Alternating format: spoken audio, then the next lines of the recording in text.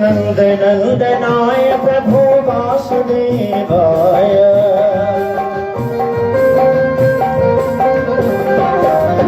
ओम नमो भगवते वासुदेवाय।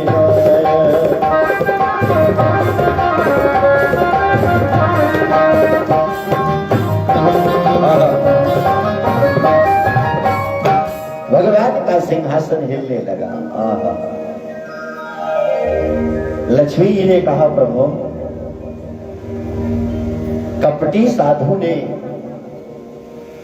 जो मंत्र दिया उसे, वो तो आपका ही पावन नाम है, और इस नाम के वशीभूत हो आप, तो आपको वैराग्यवती को दर्शन देना पड़ेगा।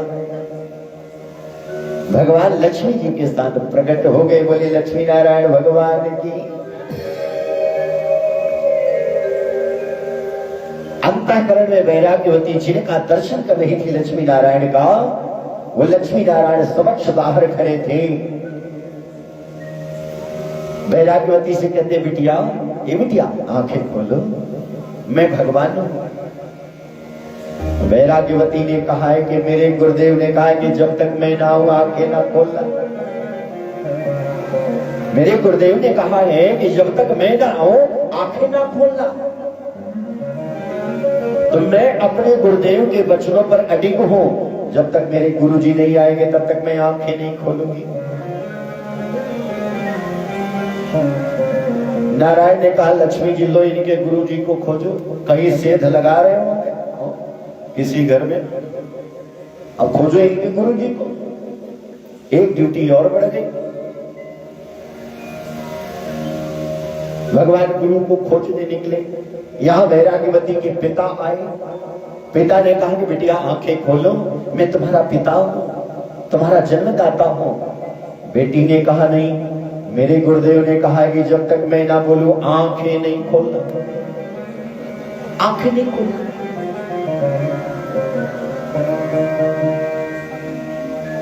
भगवान ने खोजा उस शूर को।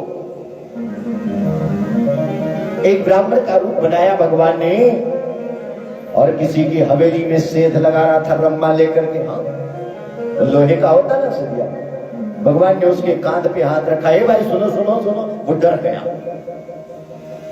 पैरों पर गिर पड़ा। ब्राह्मण के कहा, महाराज किसी को बताइएगा नहीं, हाँ थोड़ा पापी पेट के लिए इधर उधर मान लेता।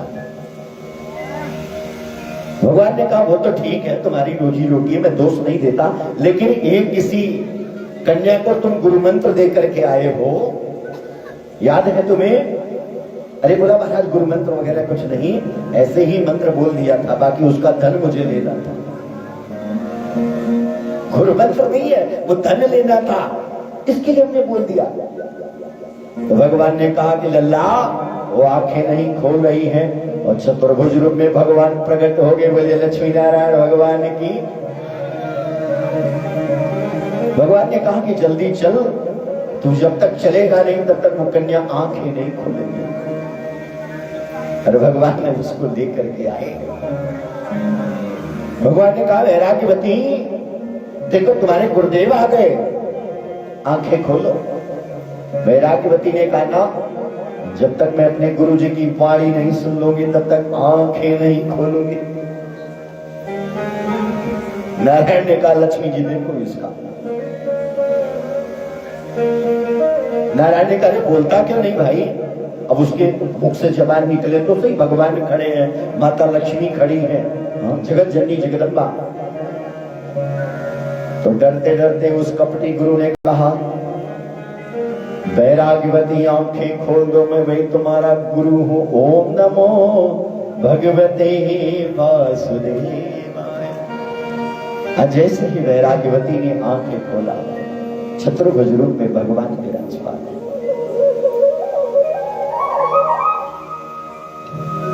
जो चोर था ना, कपटी जो था, साधु जो बना था, भगवान के चरणों में दंडवत हो गया। कहा, महाराज मैं जन्म जन्मांतर से इसी कृत्य में लगा हुआ था। एक झूठ मूठ के नाम से आज आप मुझे मिले, मेरा जीवन धन्य हो गया। भगवान के चरणों में दंडवत हो गया। कहते कि नाम में इतनी शक्ति है साहब, नाम की इतनी महत्ता है। मैंने आपको पहले बताया ना कि आखिरी कमरे में राजेश सोए, दरवाजे से आप बुलाओ तो राजेश कुंडी खोल के आता, तो भगवान के लिए आते। नारद जी विचरण कर रहे हैं, बद्रिकाश्रम में जब पहुंचे, शनकाद ऋषियों से जब मिले, शनकाद ऋषियों से मिलने के बाद वहां एक आकाशवाणी हुई, उद्योग करो।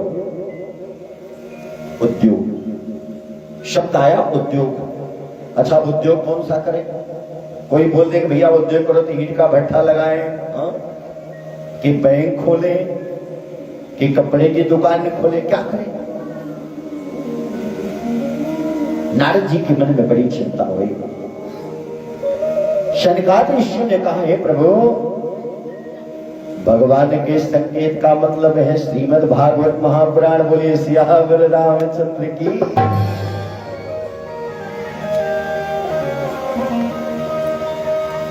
निगम कल्पतरोर गलितम फलौ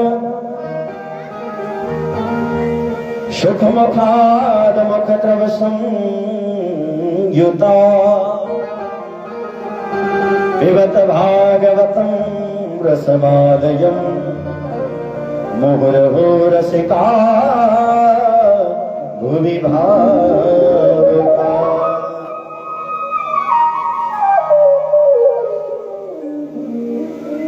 नारद जी ने कहा कि प्रभु, मेरे मन में एक शंका है। मैंने भक्ति के पुत्रों को गीता का उपदेश दिया, वेद का उपदेश दिया, उपनिषद सुनाया,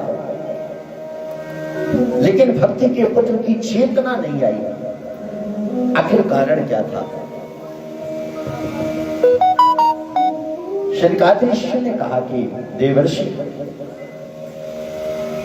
आम का वृक्ष देखा है आपने? आम, जो स्वाद आम के फल में मिलता है, क्या आम के छिलके में मिलेगा?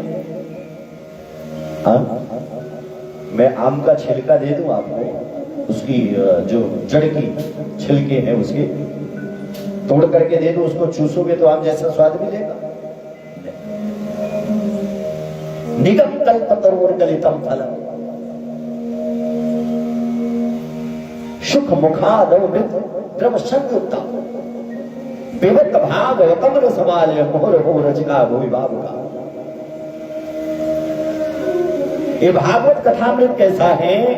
अरे भाई, आम में तो गुठली होती है, इसमें गुठली भी नहीं होती, छिलका भी नहीं होता, केवल रस ही रस होता है। बोलिए भागवत महापुराण की केवल रस ही रस है।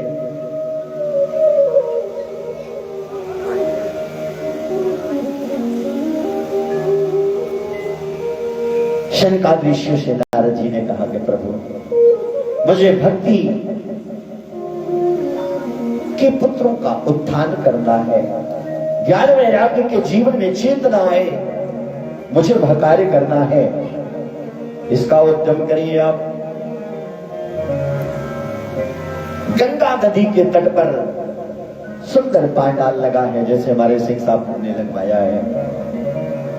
दिव्यतम पांडाल लगा, 87,000 ऋषि विराजमान हुए और सुंदर श्रीमद् भागवत की कथा होने लगी कि जो करते रहोगे भजन धीरे धीरे, कि जो करते रहोगे भजन धीरे धीरे, तो मिल जाएगा वो सजन धीरे धीरे, तो मिल जाएगा वो सजन धीरे धीरे।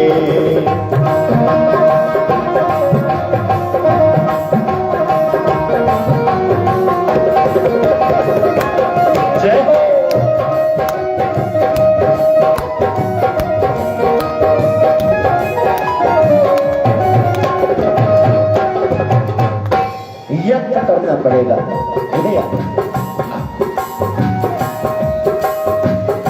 अगर प्रभु से मिलेगी दिल में तमन्ना। अच्छा मिलेंगे कैसे? मैंने कहा ना, प्रथम कथा मैंने सुनाई, कबूतरी की तरह भाव होना चाहिए। भगवान दौड़े चले आते, अगर प्रभु से मिलेगी दिल